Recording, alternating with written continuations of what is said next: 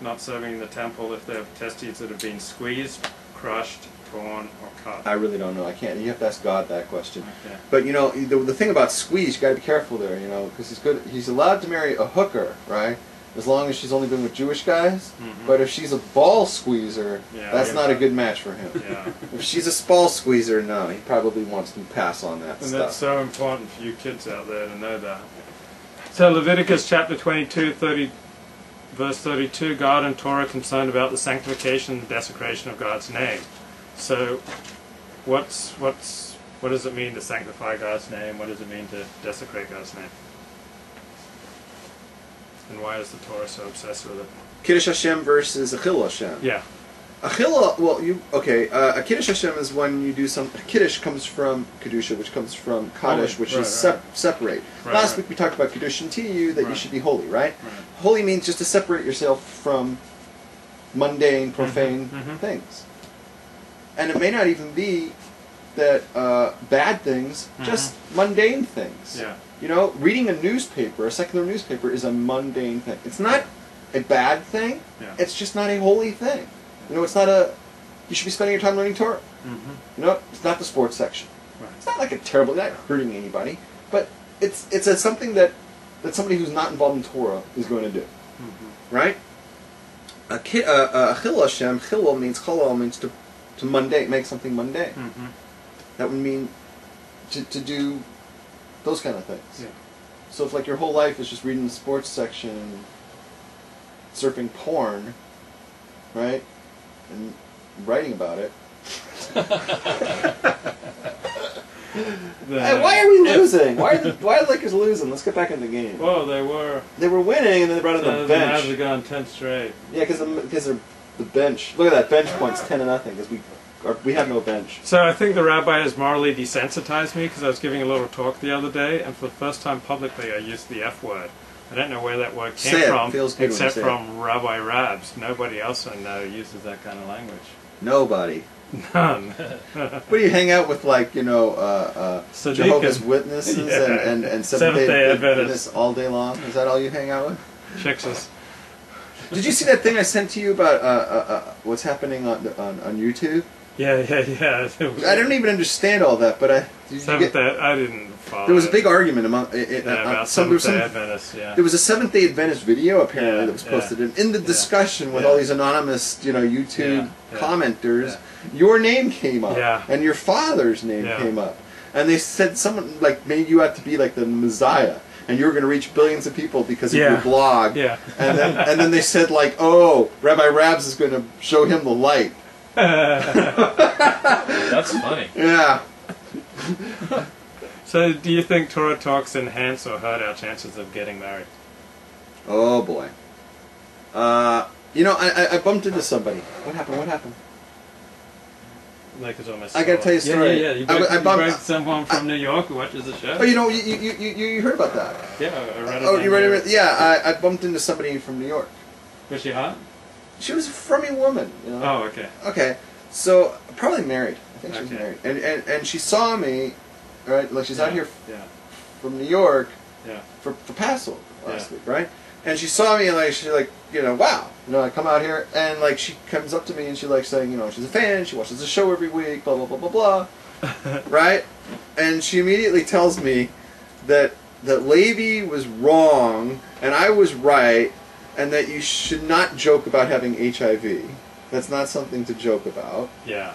And she said that I don't understand what's going on with Levi. Yeah. You know, over the time that we've been together, he seems to be getting worse. Yeah.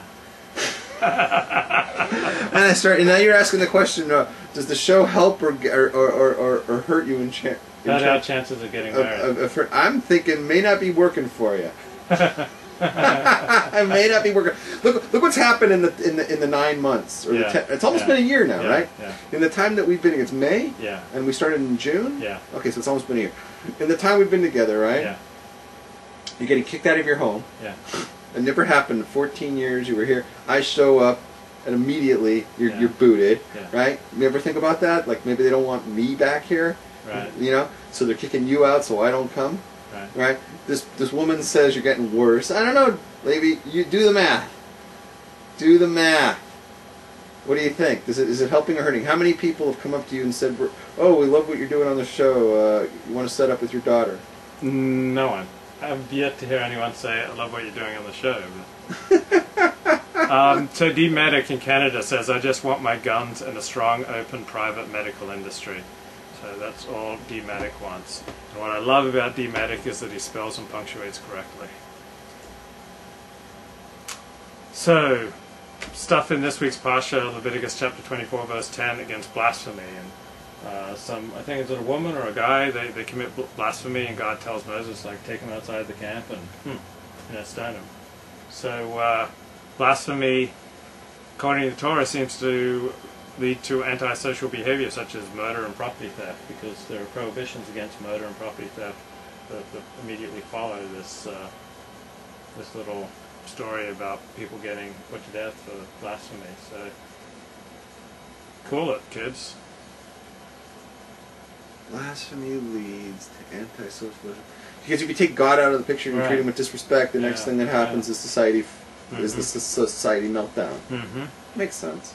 That's kind of a prediction of like what happened in the last 100 years. Yeah. Look at the countries like Soviet Union. Said no, we can't have religion in this country.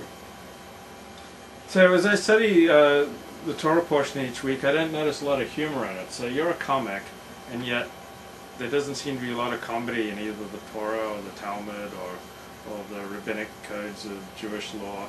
So I heard an insight once that Western society only started joking about adultery once adultery wasn't. Wait, say that again, because I may have to argue against that. What is that? I was saying there's not a lot of comedy in the Torah and the Talmud and the rabbinic codes of Jewish Can I argue law. against that? Yeah, please. It says Rabbi Makamana Pesach Leil Rabbanan Omer Milsa de Husa.